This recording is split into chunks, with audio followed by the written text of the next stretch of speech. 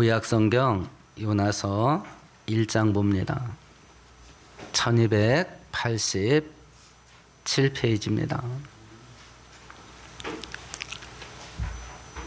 제가 지금 몸이 조금 불편해서요. 여러분들이 그거 양해하시고 좀 설교를 들으세요. 요나서 1장 1절에서 5절까지입니다.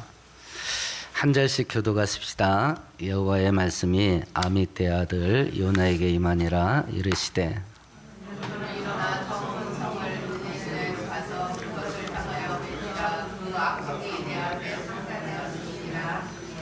그러나 요나가 여호와의 얼굴을 피하려고 일어나 다시스로 도망하려 하여 요바로 내려갔더니 마침 다시스로 가는 배를 만난지라. 여호와의 얼굴을 피하여 그들과 함께 다시스로 가려고 뱃삭을 주고 배에 올랐더라.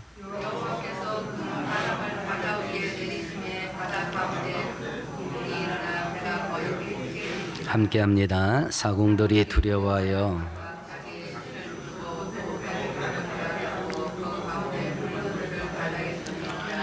그러나 요나는 배 밑층에 내려가서 누워 깊이 잠이 든지라. 아멘. 아멘. 이제 앞으로 주일 예배 때 물고기 뱃속에 들어갔었던 요나 선지자를 살펴보게 될 거예요. 이 요나서의 주제는 두 가지입니다. 죄와 불순종으로 심판을 받을 수밖에 없는 사람들을 향해서 하나님이 가지고 계신 계획이 무엇냐라고 하는 것과 하나님을 먼저 알고 있는 사람들이 하나님이 계획하고 있는 일 앞에서 어떤 태도를 가져야 되는가라고 하는 것을 알려주는 것이 요나서입니다. 요나 선지자가 활동할 때는 북쪽 이스라엘 지역에서 활동을 했고요. 이때 당시 북쪽의 임금은 여로보암 2세라고 하는 정치적으로는 제법 출중한 왕이었습니다. 능력 있는 왕이었습니다. 물론 우상 숭배에 빠져서 하나님 보시기에는 악한 왕이었습니다만 세상 정치적인 측면에서 보면 능력 있는 왕이었습니다. 이때 중동의 패권을 잡고 있던 나라는 아수르라는 나라였는데 이때 당시에 주변에서 아라랏이라고 하는 새로운 나라가 세워지면서 아수르가 그 나라와 전쟁을 하고 있는 와중 속에 북쪽 이스라엘 왕국에는 영향력을 이렇게 세게 가하지 못할 때였습니다. 그 바람에 여로보암 2세가 다윗 시대의 영토를 대부분 다 회복합니다. 그러니까 경제적으로나 어떤 국방, 외교 이런 부분에 있어서 굉장히 강한 입김을 발휘했을 때 선지자 활동을 합니다. 그러나 이제 아수르가 아라랏과의 전쟁을 평정을 하고 나서는 다시 이스라엘에 압박을 가하기 시작해서 여로보암 2세가 죽은 지 30년 후에는 북쪽 이스라엘이 아수르에게 완전히 멸망을 당하게 됩니다.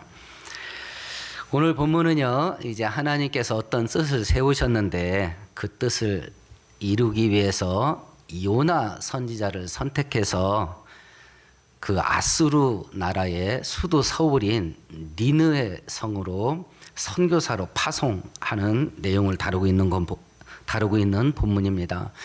하나님께 부름받아서 선지사로 파송을 받는데 요나 선지자가 어떤 태도를 보이는가 하는 것을 기록한 것이 오늘 본문이에요.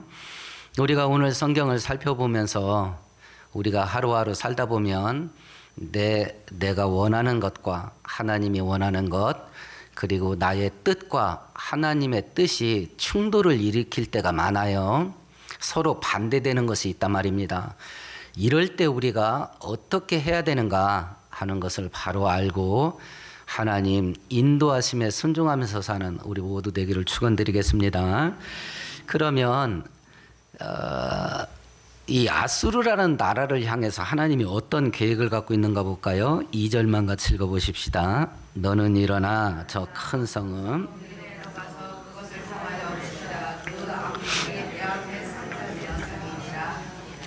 니느웨는 아수르의 수도 서울입니다. 물론 우상 숭배합니다. 그리고 민족성이 굉장히 호전적이어서 잔인합니다. 죄악이 막 홍수가 났습니다. 이런 아수르를 향해서 하나님이 가지고 있는 계획이 뭐냐면 요나 선지자를 보내서 그 니느웨를 향해서 쳐라. 말로 외치라 이렇게 말씀을 하셔요. 니느웨는 우리가 잘 알고 있는 여리고 성보다 규모가 250배 정도 큰 걸로 알려져 있고요. 당시에 고고학 발굴에 의하면 약 60만 명 정도 거주했다 그럽니다. 그런 고대 국가에서 60만 명 정도 살면 지금은 우리 서울 같은 초거대 도시라고 생각하면 되겠습니다. 하나님이 뭐라고 말했냐면 요나한테 그 니느웨 성을 향해서 외치라 그러면 향하다. 원문의 뜻은 마주보다예요. 마주보고 외치랍니다. 마주보다라는 말은 방향이라는 측면보다는 대항하다는 측면의 의미가 강합니다. 니느웨가 지금 어떤 방향으로 가는데 그 방향으로 가는 것을 대항해서 말을 해라. 그러니까 책망하라는 이야기죠. 지금 니느웨가 그런 식으로 가면 안 된다라고 니느웨가 하는 방식을 대항을 해서 외치라고 지금 말씀을 하고 있는 것이요. 왜 그러냐? 죄가 얼마나 많은지요. 니느웨 성의 죄가 하늘에 사무쳤답니다.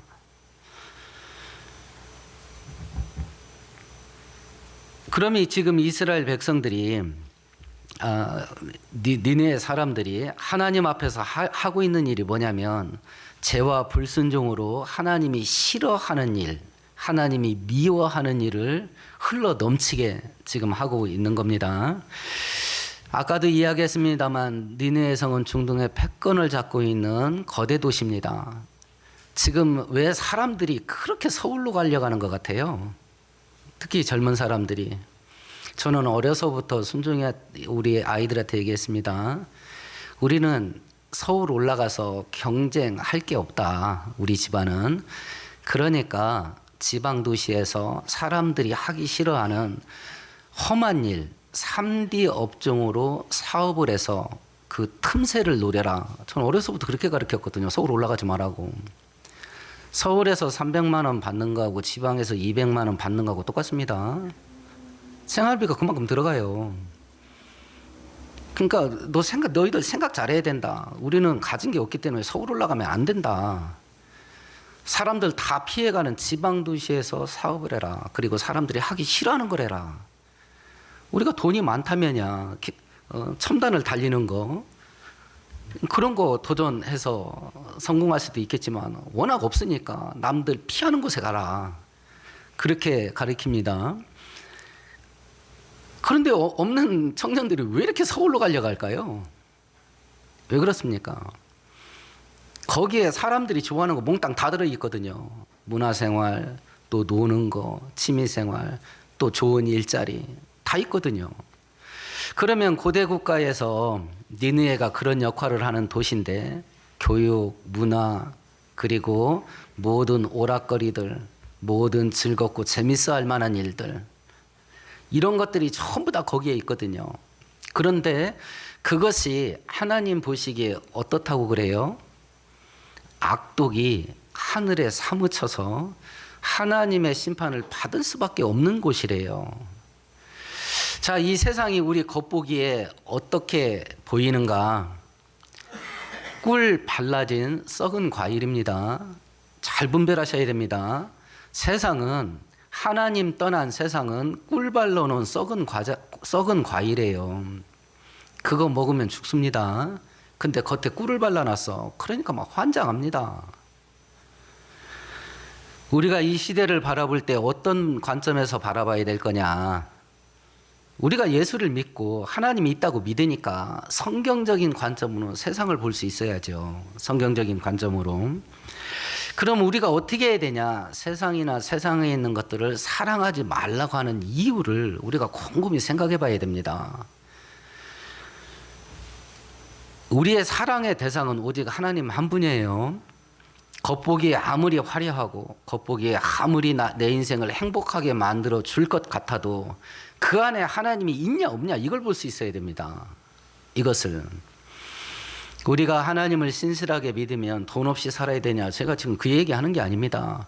성경은 세상을 사랑하지 말라고 그랬지 돈을 사랑하지 말라고 그랬지 돈을 소유하지 말라고 한 적이 없어요. 돈을 사랑하지 않고 1,000억씩 소유하세요. 한 10조씩 소유하세요.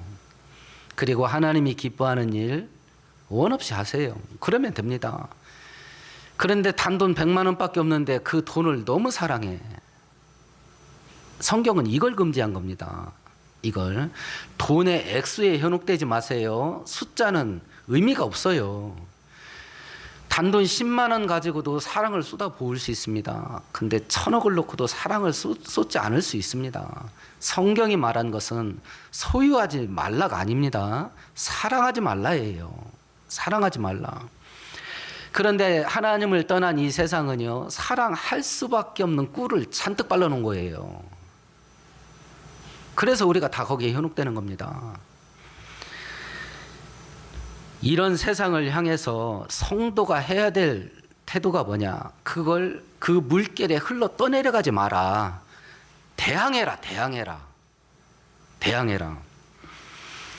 세상이 안 된다라고 말을 하는 것이 있다고 합시다. 근데 하나님은 그게 맞아. 그러면 가는 겁니다. 대항하는 겁니다.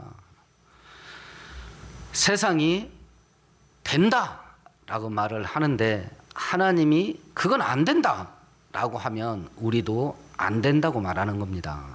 안 된다고. 전 세계가 공통적으로요, 하나님이 가증하게 여기는 죄를 개인의 사생활 보호, 개인의 인권을 보호, 개인의 자유를 보장한다는 이런 이름으로 합법화 시켜 나갑니다. 합법화.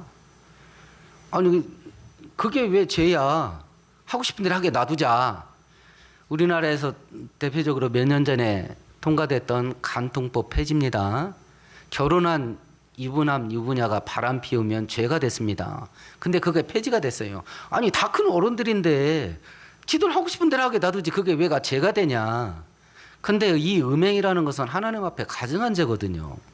근데 가면 갈수록 세상 나라는요, 그건 죄 아니요, 이렇게 말합니다. 점점 이렇게 흘러갈 겁니다. 꽤 오래된 것 같아요. 아프리카에서 클린턴이 대통령이었을 때인 것 같습니다. 제가 기억하기에. 기독교 대통령이 됐어요. 그러니까 막 나라가 경제가 너무 힘드니까 IMF, 우리나라 IMF 그거 썼지요. 거기에다가 도움을 좀 줘라 하고 대출 신청을 한 거죠. 국제 대출 신청을. 근데 미국에서 무엇을 요구한 건지 아세요? 지금 에이즈가 제일 많이 퍼지고 있는 데가 어디예요? 아프리카죠. 우간다가 제일 높습니다. 국가질병이에요. 수많은 백성들이 에이즈로 죽어갑니다. 근데 미국이 뭘 요구했는지 아세요? 그래서 그 대통령이 에이즈를 금지시킨 거예요. 동성애를 합법화시키면 돈 꿔준다 이랬어요. 미친놈들 아니에요? 아니 경제 살리겠다고 돈 꾸는데 왜 동성애를 하라고 그래? 동성애 때문에 지금 그 나라가 망하고 있는데. 그래서 그 우간다 대통령이 뭐라고 말하냐면, 당신들이 우리가 지금 어떤 상황인지는 아냐. 동성애 때문에 우리 나라가 망할 지경인데 그걸 하라고 하면서 조건을 달고 돈을 꿔준다고 하냐. 그걸 거절했어요. 이렇게 될 겁니다. 이런 시대 속에서 성경은 우리들에게 어떻게 처신하기를 원하느냐. 흘러 떠내려가지 마라. 대항해라, 대항해라. 거슬러 올라가야 된다. 수영해 보셨나요? 흘러가는 물결에 그냥 가만히 있어도 둥둥둥둥 떠내려갑니다. 물결을 흘러 떠내려가면서 수영하는데 힘듭니까? 힘 안 듭니다. 그냥 둥둥 떠내려갑니다. 물결을 거슬러 올라가려면요, 얼마나 진이 빠지겠습니까? 그래서 예수를 제대로 믿으려면 능력이 있어야 돼요. 세상을 거슬러 올라가야 되기 때문에 그렇습니다. 하나님의 능력을 덧입는 일에, 하나님의 은혜를 공급받는 일에 우리가 사활을 걸어야 될 이유가 여기 있는 거예요. 사활을 걸어야 될 이유가. 아마 지금 10대 청소년 아이들이 조금 더 성장할 때 되면 우리나라도 동성애가 합법화 될 겁니다. 딸아이가 결혼 상대자로 여자를 데려왔어. 어떡할래요?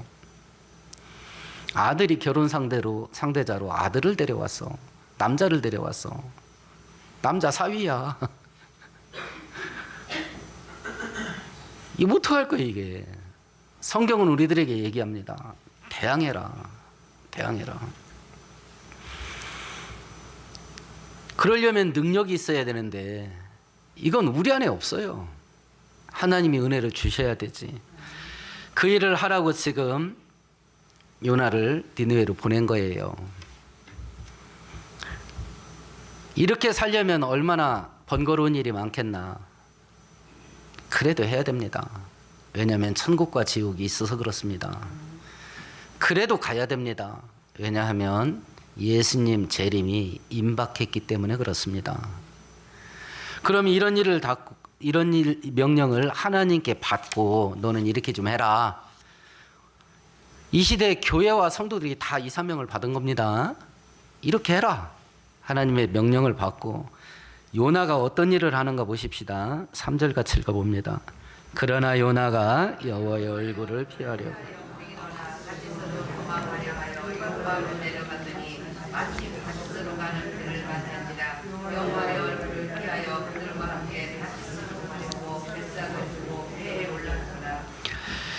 하나님의 본심은 그렇게 죄가 흘러넘치는 아수르를 멸망시키려고 하는 게 아닙니다.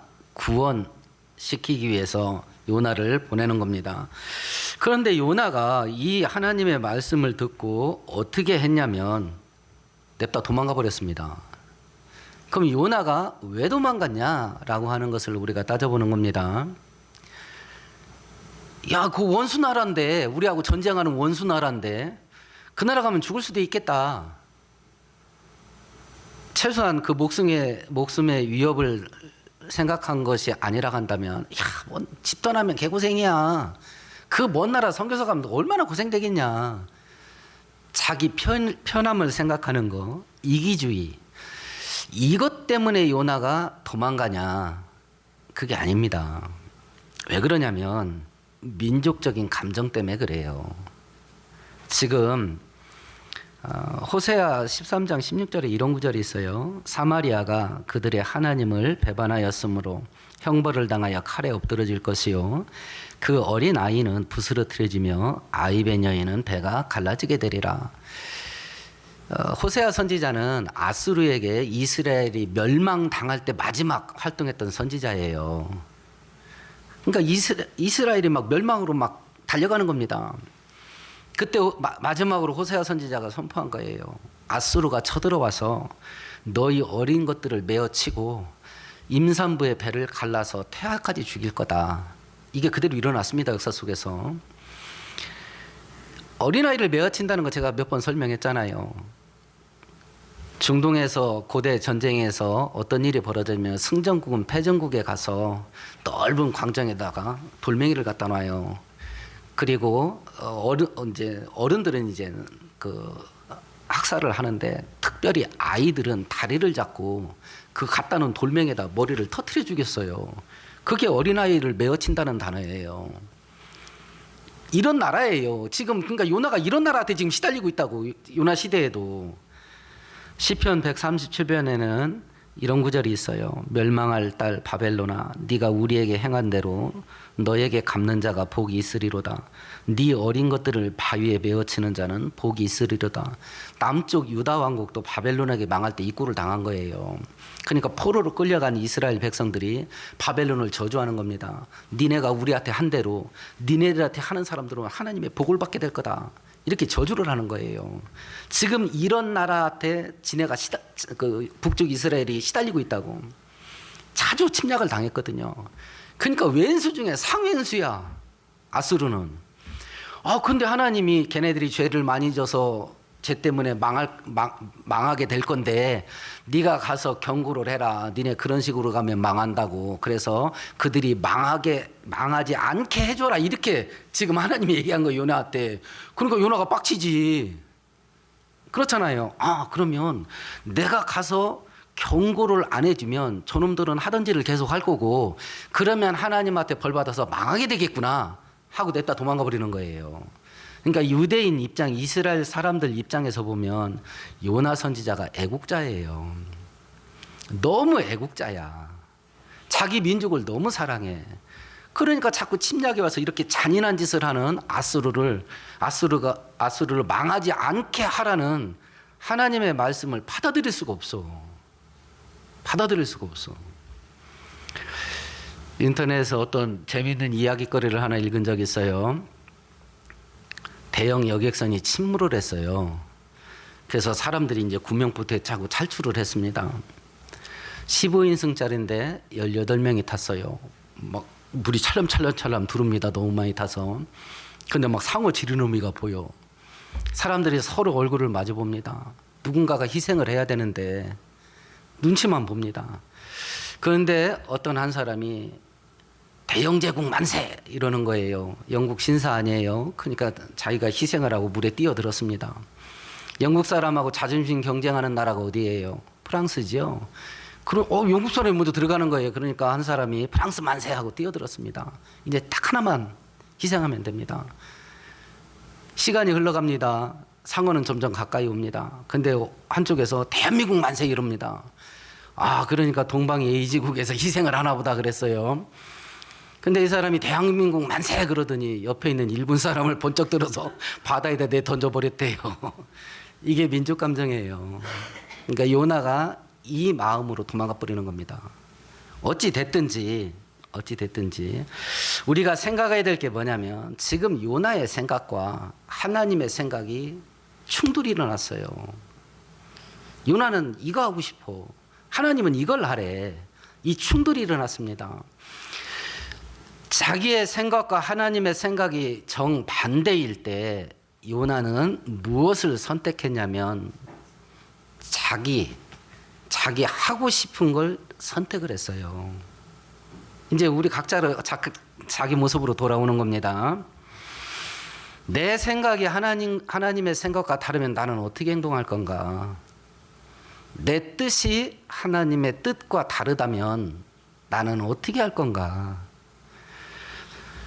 내 소원과 하나님의 소원이 서로 다르다면 어떻게 할 건가? 이제 거꾸로 인생을 돌려보십시다. 과거에는 어떻게 살아왔나 그럼? 과거에는 저도 이 부분에 부딪히면 목사입니다만 저도 수많은 순간순간 이런 갈림길에서 참 슬픔 많이 겪었습니다. 저도 내 소원을 꺾어야 되고 내가 그렇게 원하는 것을 꺾어야 되는 거 이거 마음 편하게 할 수 있는 사람이 없어요. 그걸 하려면 억장이 무너집니다. 저도 목사이지만 돈이 좋습니다. 근데 하나님 그러니까 막 쓰고도 남을 만큼 돈이 있었으면 좋겠어요. 근데 하나님께서 저한테 야야 나는 네가 성경대로 사는 사람 됐으면 좋겠다. 이렇게 말하면 내가 뭐라고 해야 되나? 그게 맞잖아요. 하나님은 우리 보고 성경대로 사는 사람 되라 하잖아요. 저도 성공한 목사 됐으면 좋겠어요. 어디 가서 건강한 교회 목사님이야 그러면 그냥 전국 사람들이 다 알아주는 그런 목사 됐으면 좋겠어요. 새벽기도 끝나고 요 앞에 있는데 아줌마 둘이 그 운동하는 집 옆에 지나가요. 그러니까 한 분이 이야기하더라고. 교회 이름이 건강한 교회래 이러더라고. 그러니까 건강한 교회? 그럼 헬스 교회야? 이러더라고. 여기 교회가 세워진 지 20년인데 여기 교회 있는지도 모르는 사람이 허다해. 나도 성공한 목사 되고 싶은데 근데 하나님께서 나한테 야야 나는 네가 성경대로 사는 사람 됐으면 좋겠다. 이러면 또 내가 어떻게 해야 되나?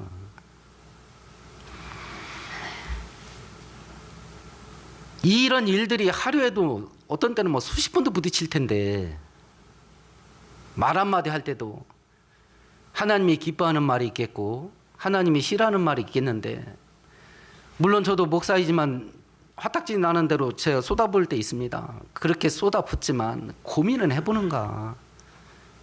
이거 성도가 할 말이 아닌데 고민은 먼저 해보는가.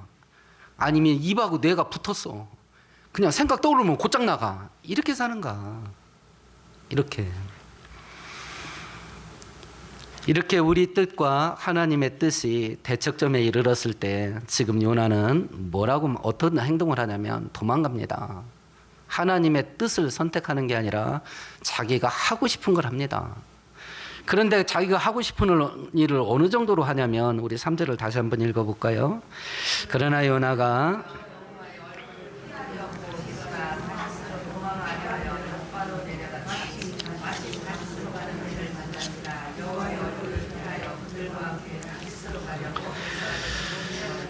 하나님의 얼굴을 피한답니다. 하나님과의 관계에 극단적인 단절이 일어나요. 내 뜻을 선택하는 순간, 내가 하고 싶은 것을 하겠다고 선택하는 순간 어떤 일이 벌어지냐면 하나님과의 관계가 끊어져요.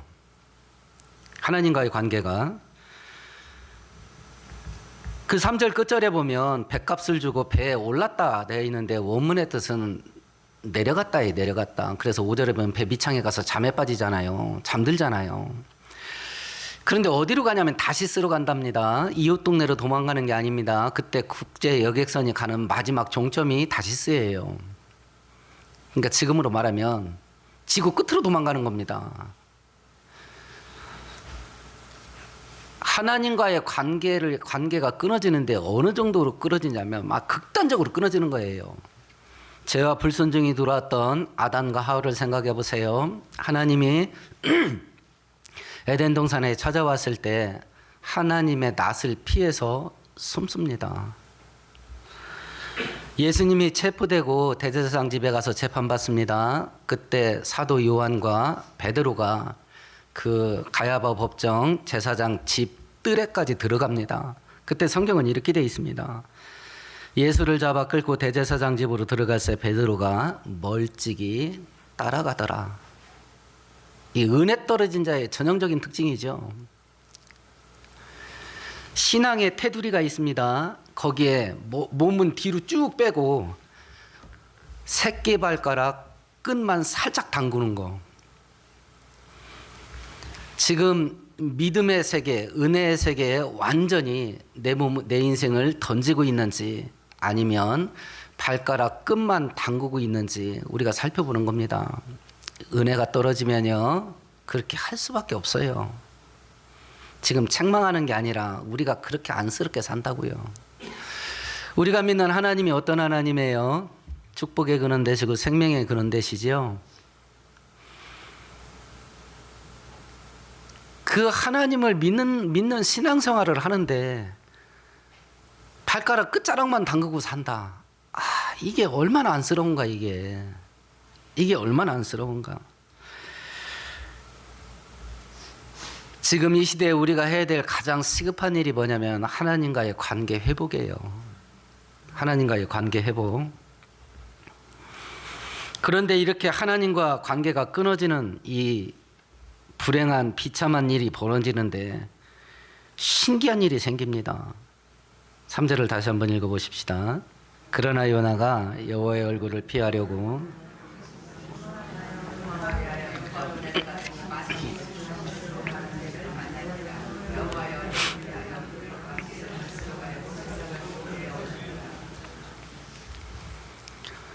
도망가려고 하는데요, 마침 다시스로 가는 배가 요빠 항구에 기다리고 있었습니다. 이때 배는 바람으로 움직이는 배입니다. 그러니까 지금 우리 그 버스나 택시 타듯이 정해진 시간이 없어요. 대충 보름께 바람 불어 그러면 한 13일쯤 가서 기다리고 있는 겁니다. 그렇게 움직이는 배가 택시 기다리듯 기다리고 있어요. 그럼 이걸 우리가 어떻게 봐야 되냐? 우리가 하나님 거역하고 신앙생활 떠나는 이런 일을 하면요, 마귀도요 힘써서 우리를 도와줄 수 있습니다. 일이 잘 풀려가지고 하나님을 더 멀리 떠나게, 일이 너무 잘 풀리는 거야. 그래서 우리가 늘 생각해야 될 게, 지금 내 일이 풀리냐 꼬이냐 하는 걸로 하나님이 나를 사랑한다 미워한다, 은혜 준다 은혜 안 준다, 이거 판단했다면 큰일 납니다. 성경대로 하나님이 하라는 대로 해서 순교하는 사람이 있습니다. 성경대로 하나님이 하라는 대로 해서 전 재산 다 뺏기는 사람이 있어요. 그것이 이슬람 지역에서 예수 믿는 사람, 북한 성도, 중국 성도들이에요. 반면에 하나님께서 하라는 대로 해서 떼돈을 버는, 대박 터지는 축복을 받는 그런 일이 있을 수도 있습니다. 그러니까 형태는 두 가지로 나타난다고요. 우리가 하나님께 은혜 받아서 죽는 경우도 있고, 하나님께 은혜 받아서 땅의 것으로도 차고 넘치게 부귀영화 누릴 수도 있습니다. 그러니까 형태를 보고 하면 안 돼. 마귀가 도와줘서 잘 될 수도 있다니까요. 그래서 하나님께 도저히 돌아올 수가 없어. 일이 너무 잘 돼가지고.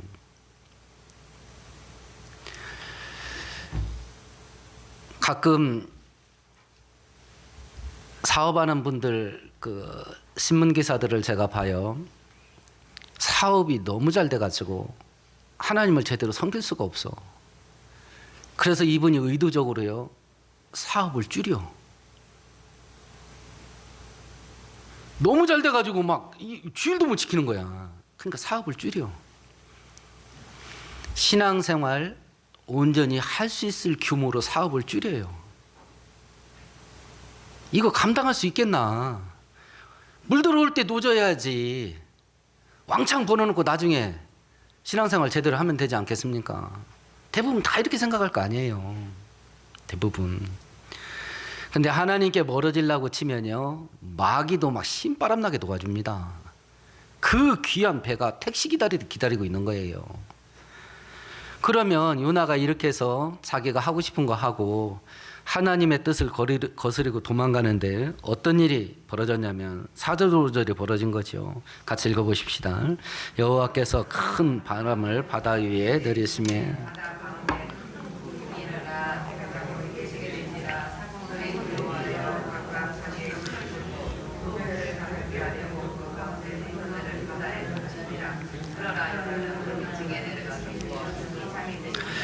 하나님께서 큰 풍랑을 일으켜서 그 배가 침몰할 지경까지 몰아갔어요. 자, 그러면 이 배가 풍랑을 만나는데 왜 만난 거예요? 요나 때문에 만난 거지요.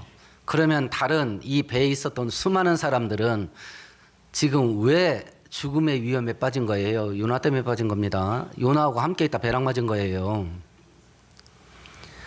그러면 생각해 보십시다. 한국 교회가, 그리고 성도인 내가 불순종하는 삶을 사는 것 때문에 하나님께서 한국 교회를 책망하시고 나를 책망하시는 와중 속에 주변이 전부 다 죽어 나자빠질 수도 있겠다. 그렇잖아요. 부모된 우리들은 조심해야 됩니다. 우리가 신앙생활 제대로 하지 못할 때 하나님이 나를 책망하시고 징계를 하신다고 하면 우리 자식들은 그냥 자동으로 딸려 들어가는 거예요. 자식한테 뭐든지 해주고 싶죠. 뭐든지 해주고 싶죠. 그렇게 귀한 자식이 내가 하나님 앞에 징계받을 때 딸려 들어간다니까. 그냥 훅 하고 딸려 들어간다고. 그럼 우리가 자식한테 물려줄 수 있는 최고의 복된 게 뭐냐? 유산이 뭐냐? 예, 하나님 은혜 받는 거 물려주는 거예요. 근데 현대 기독교인들이 여기까지 안 가. 생각이 여기까지 안 가요. 자식을 키우면서 다른 것들은 다 싸워서 이기려고 그래. 근데 신앙생활만큼은 양보해. 그게 마음대로 되냐는 거야. 나 참 어떡하려고 그래. 어떡하려고.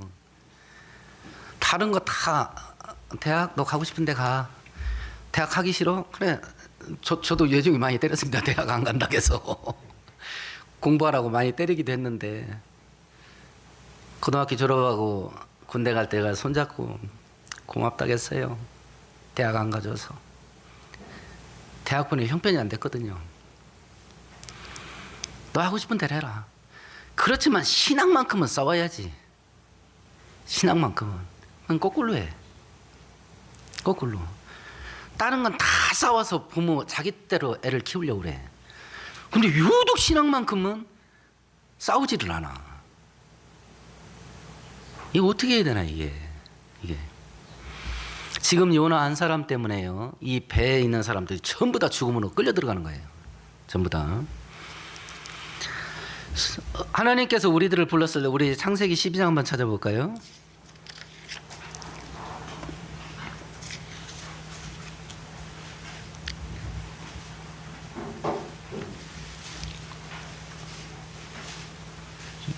(2절) (3절을) 같이 읽어보십시다. 내가 너로 큰 민족을 이루고 너를 축복하는 자에게는 내가 복을 내리고 너를 저주하는 자에게는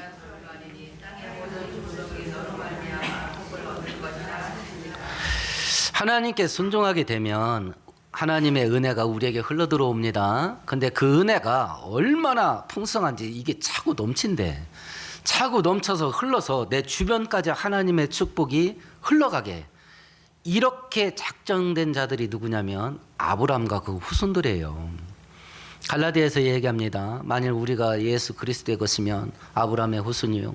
아브라함의 후손이면 아브라함의 유업을 받을 자니라. 이 아브라함의 언약이 그대로 예수 믿는 내 거거든요. 그래서 순종은 정말 좋은 겁니다. 정말 좋은 거예요. 우리가 인터넷상에서 가짜 뉴스에 많이 속아 넘어갑니다. 마귀와 세상도 하나님의 말씀을 왜곡시킵니다. 순종은 우리 인생을 이렇게 복되게 하는 거예요. 근데 마귀와 세상은 우리에게 속삭입니다. 그거 귀찮잖아. 그거 귀찮잖아. 뭘 굳이 해? 그럼 성경대로 하나님 뜻대로 한다면 너는 뭐냐? 네 인생은 뭐냐? 네 하고 싶은 거 해.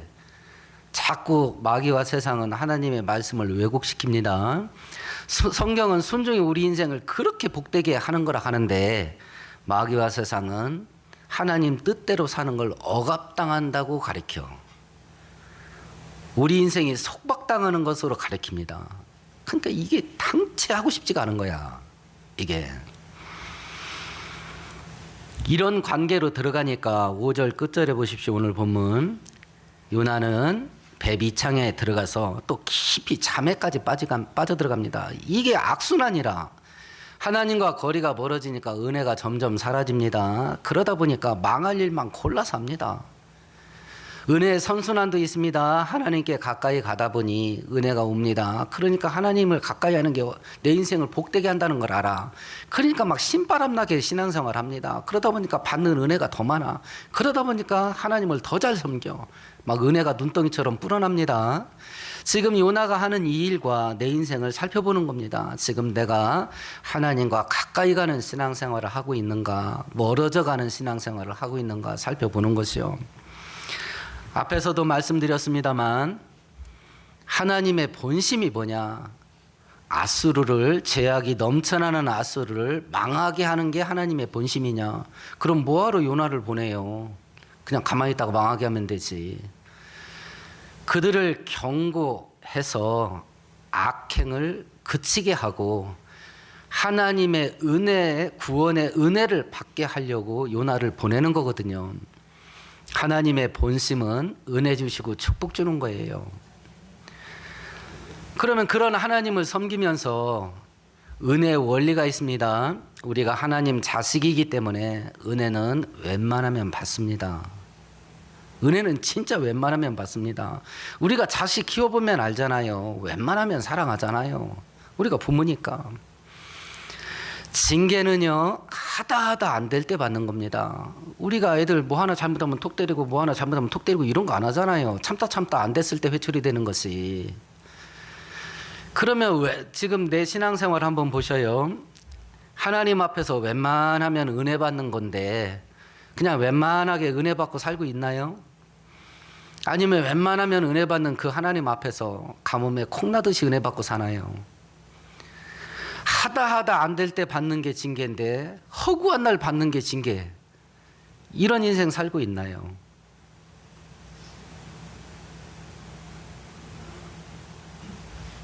지금 요나는 하나님의 축복의 통로로 하나님이 끌어다가 쓰려고 하는 겁니다. 그런데 본인이 스스로 그 하나님을 떠나서 멀리 달아나는 것을 통해서 재앙의 통로가 돼요. 재앙이 요나를 따라다녀. 그러니까 주변이 다 죽어나가. 부모된 우리가 이렇게 살았다는 정말 난리 납니다. 부모된 우리가 이렇게 살았다가는. 오늘 말씀을 정리하십시다. 하나님이 우리를 향한 뜻은